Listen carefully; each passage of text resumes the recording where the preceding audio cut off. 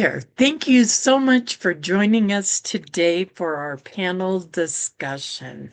I am Reverend Linda, and I am joined today by Kathy Cronin, Linda Baker, Karen Downy, and Susan Jarboe. So you know this is going to be fun. Since it's Christmas time, we have found a special Christmas story to share with you. But before we get there, let's just kind of get centered and focused and ready to enjoy. I invite you to let go of anything and everything that doesn't belong right here, right now. Let's close our eyes if that's comfortable and take a breath together. Turning within.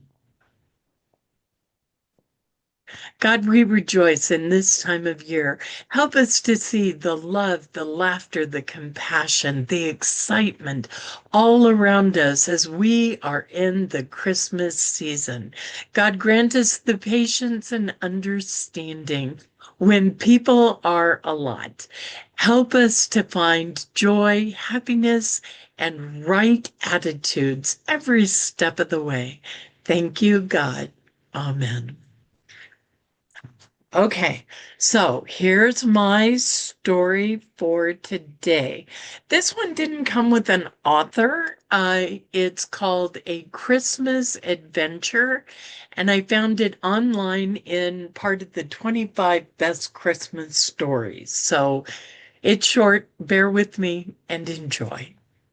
I remember on my first Christmas adventure with Grandma. I was just a kid. I remember tearing across town on my bike to visit her on the day my big sister dropped the bomb. There is no Santa Claus, she jeered. Even dummies know that. My grandma was not the gushy kind, never had been. I fled to her that day because I knew she would be straight with me. I knew Grandma always told the truth, and I knew that truth always went down a whole lot easier when swallowed with one of her world-famous cinnamon buns. I knew they were world famous because Grandma said so. It had to be true. Grandma was home and the buns were still warm. Between bites, I told her everything. She was ready for me. No Santa Claus? She snorted. Ridiculous. Don't believe it. That rumor has been going around for years and it makes me mad. Just plain mad. Now put on your coat and let's go. Go? Go where, Grandma? I asked. I hadn't even finished my second world-famous cinnamon bun. Where turned out to be Kirby's General Store, the one store in town that had a little bit of just about everything. As we walked through its doors, Grandma handed me $10. That was a whole bundle of money in those days. Take this money, she said, and buy something for someone who needs it. I'll wait for you in the car. Then she turned and walked out of Kirby's. Now, I was only 8 years old. I'd often go shopping with my mother, but never have I shopped for anything all by myself. The store seemed so big and so crowded, it was full of people scrambling to finish their Christmas shopping. For a few moments, I just stood there, confused, clutching that $10 bill, wondering what to buy and who on earth to buy it for. I thought of everybody I knew, my family, my friends, my neighbors, the kids at school, and the people who went to my church. I was just about thought out when suddenly the thought of Bobby Decker came to me. He was a kid with bad breath and messy hair, and he sat right behind me in Mrs. Pollock's second grade class. Bobby Decker didn't have a coat. I knew that because he never went out at recess during the winter. His mother always wrote a note telling the teacher that he had a cough. But all us kids, we knew that Bobby Decker didn't have a cough. He just didn't have a good coat. I fingered the $10 bill with growing excitement. I would buy Bobby Decker a coat. I settled on a red corduroy one that had a hood to it. It looked real warm, and he would like that. Is this a Christmas present for someone? The lady behind the counter asked kindly as I laid my $10 down. Yes, ma'am, I replied shyly. It's for Bobby. The nice lady smiled at me as I told her how Bobby really needed a really good winter coat. I didn't get any change, but she put the coat in a bag, smiled again, and wished me a Merry Christmas. That evening, Grandma helped me wrap the coat. A little tag fell out of the coat, and Grandma tucked it into her Bible. In Christmas prayer, in Christmas paper and ribbons, and wrote, "To Bobby from Santa Claus" on it. Grandma said Santa insisted on secrecy. Then she drove me over to Bobby Decker's house, explaining as we went that I was now and forever officially one of Santa's helpers. Grandma parked down the street from Bobby's house, and she and I crept noiselessly and hid in the bushes by the front walk. Then Grandma gave me a nudge. "All right, Santa Claus," she whispered, "get going." I took a deep breath, dashed for his front door, and threw the present down on his step, pounded his door, and flew back to the safety of the bushes and Grandma. Together we waited breathlessly in the darkness for the front door to open. Finally it did, and there stood Bobby. 50 years haven't dimmed the thrill of those moments spent shivering beside my grandma in Bobby Decker's bushes that night. I realized that all those awful rumors about Santa Claus were just what Grandma said. They were ridiculous. Santa is alive and well, and we are all on his team. I still have the Bible with the coat tag tucked inside of it, with a price tag of $19.95. May you always have love to share, health to spare, and friends that care. I absolutely fell in love with that story. I'm all about the experience, the adventure, the excitement. And isn't it amazing how the adventure sticks with you long after what the presents may have been, what you were given, what you gave? So I'm going to ask the wonderful women on my panel, won't you share one of your Christmas adventures with us, please? I have experiences like that on both the giving and on the receiving end. And I think I'll tell you about giving end. My dad, every time I would ask him what he wanted for Christmas or wanted for his birthday, nothing. I don't want anything. So as you can tell, he was a hard guy to buy for. And he he was raised in a poor family, and he worked his whole life as a mechanic, and he was in the Depression and in World War II. They taught him how to really be a mechanic, and after he got out of the service and started a family in his regular job. He did mechanical things too, and when he wasn't working, he was working on neighbors' cars or friends that just knew that he was a mechanic.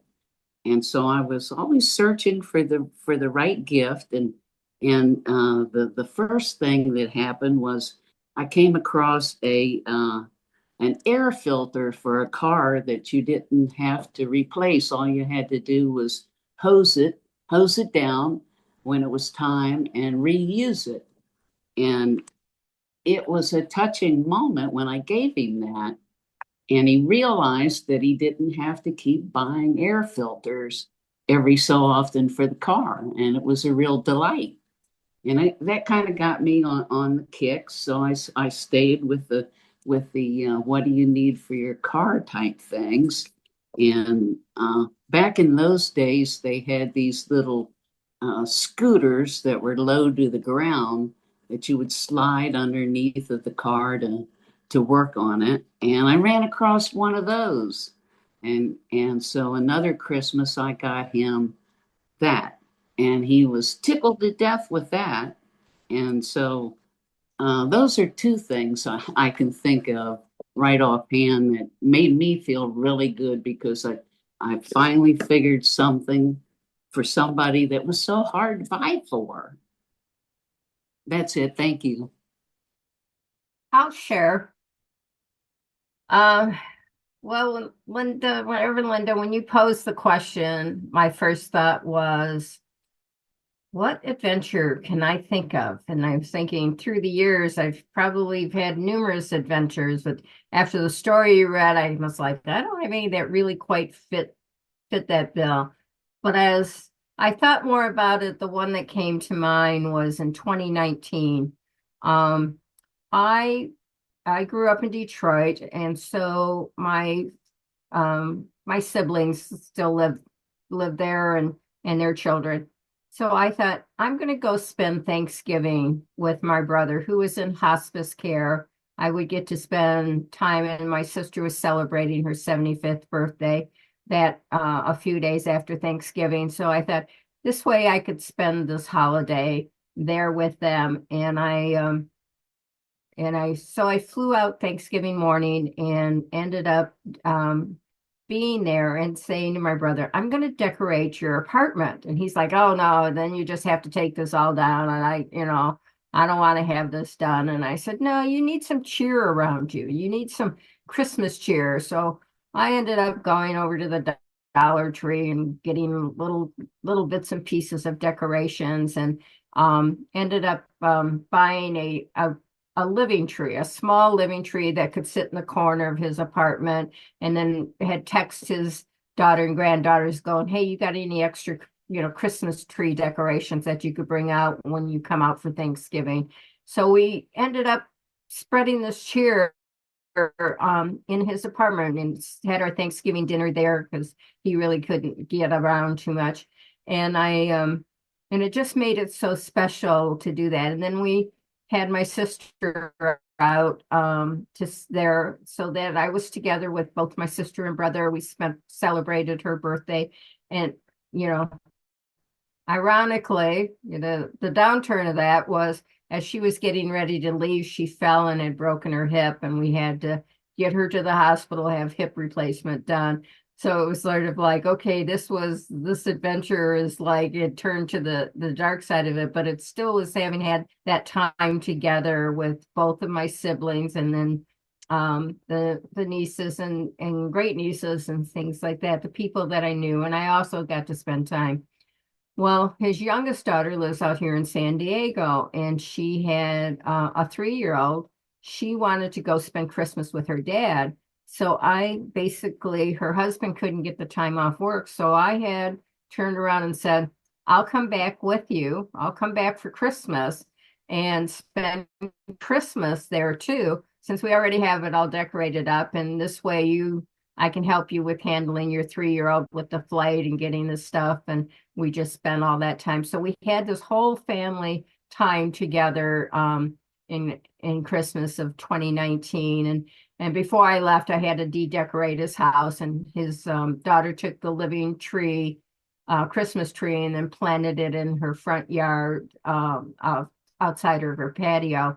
But it was sort of that. And it was sort of a great time to have spent this with my family and that adventure of being there together and just having it. Because we knew the days were near ending for him.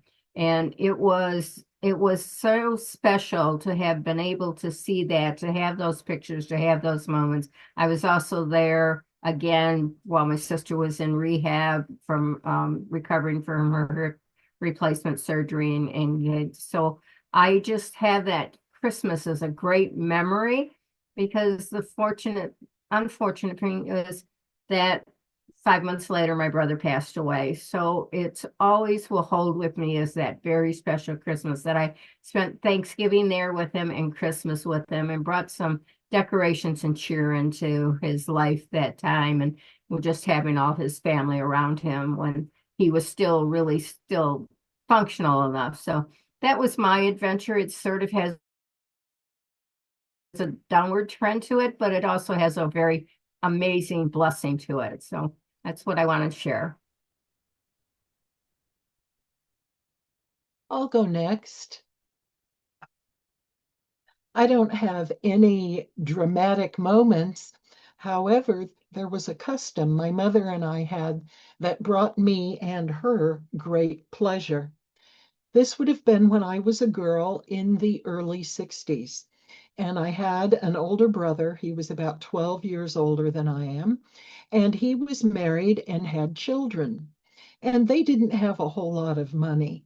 Not that we did either.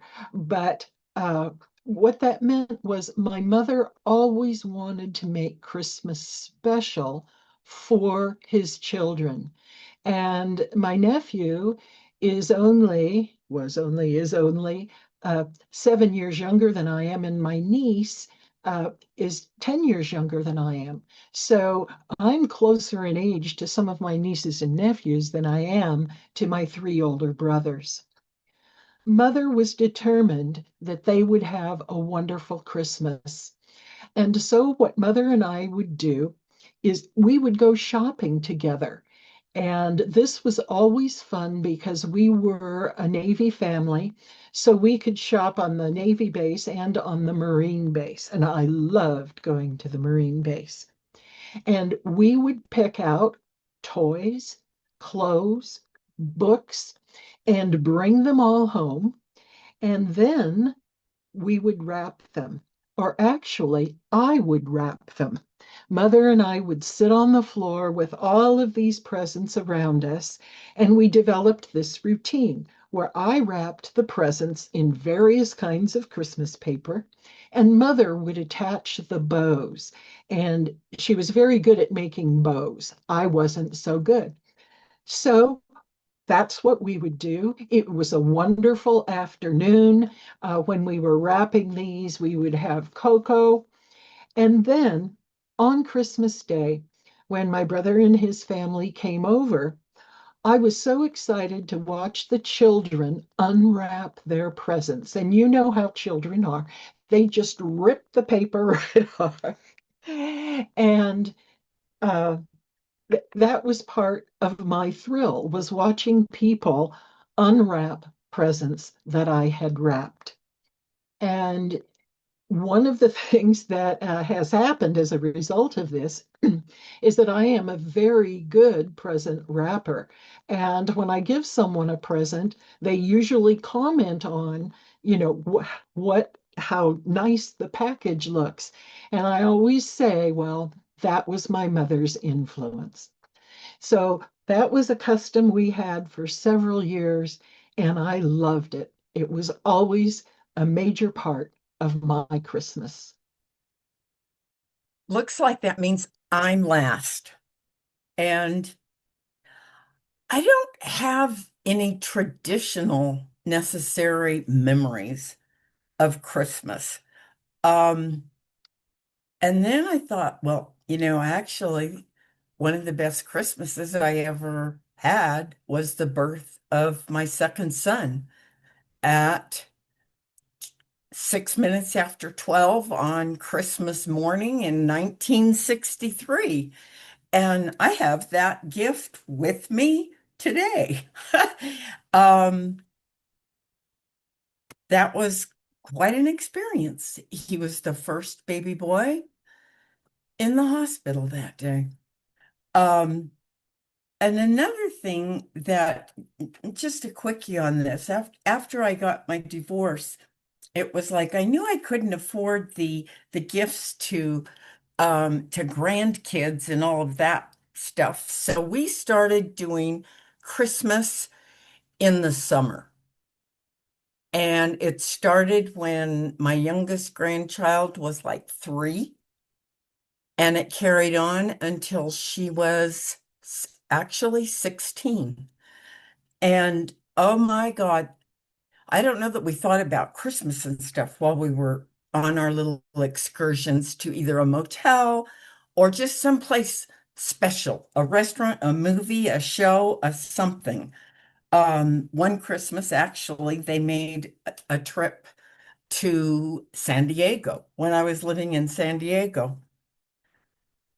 But it was an experience of being with all my grandkids and hearing all the things that their parents never heard.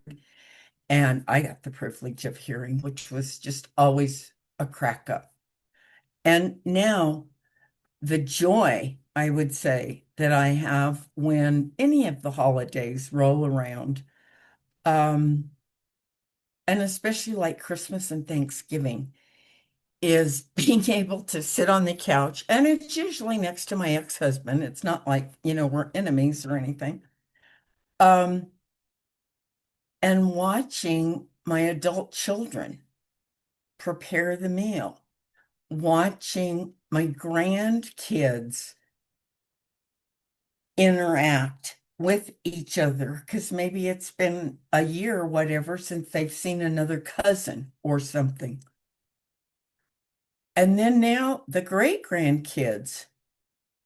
Um, it's and I'm of the age, and they're of the age that I would not be surprised in the least within the next year or so there'll be great grandkids for me. It's like just observing the history and watching. It's like, wow. So that is all I have to say. And thank you for the beautiful, fun story, Reverend Linda, and everybody else. Thank you all for sharing your adventures. I was reminded of several of mine, but one of my favorite adventures at Christmas was at Unity Church of El Cajon. We threw a Christmas party for Jesus, and all the kids that came got presents and cake, and there were lots of games. And somehow I ended up doing the cakewalk. And so many people have donated so many cakes and cookies and treats that every one of those kids could have taken 3 or 4, and maybe some of them did. There were just so many. And I really wasn't feeling it, but I faked it till I could make it. I put on this happy, joyous attitude and turned out having so much fun running that cake rock. It may have run for 3 hours trying to award cakes and cookies to everyone. It was so much fun. I've also been able to um, drive my daughter around when she was playing Santa at different houses, and at one house we had cooked an entire Christmas dinner and put it on plates and left it outside and knocked on the door and ran to the car and waited. We were so worried leaving. There was a baked ham and all this on the porch, but they came right out and got it, and they were amazed and terrific. And it was a lot of fun to be a part of that, a part of playing Santa and, just for a minute, touching other people's lives. Okay, anybody want to share anything else before we bring this to a close? I'll take that as a no. Thank you for being with us today. And we invite you to share your Christmas adventures and stories in the comments here. All of your comments are replied to and loved, and we adore hearing from you and hearing about your adventures. I really want to thank our new subscribers and all of our old subscribers. Hi, we're getting closer and closer to meeting our first goal for subscribers. And if you're not already a subscriber, please take a moment on YouTube and hit the little subscribe button. There's a little bell above it. If you tap on that too, you will be notified every time we post a video. As always, if this video has brought joy to you or had meaning and you would like to share it, please do. All of our videos are completely shareable. We appreciate it, and hopefully it'll be a gift for someone you love too. Thank you for being with us today. Goodbye. Thank you for joining us, and let's stay connected and grow in spirit. We are on Facebook. Search for Unity Church of El Cajon and follow us and like our posts. You can reach us on YouTube at Unity Church of El Cajon. Please subscribe to our channel, watch our videos, and leave comments which can help us improve. We are on the web at unityofelcajon.org. Email or call our church office to receive our weekly newsletters, which lists all of our activities and opportunities to learn and grow together.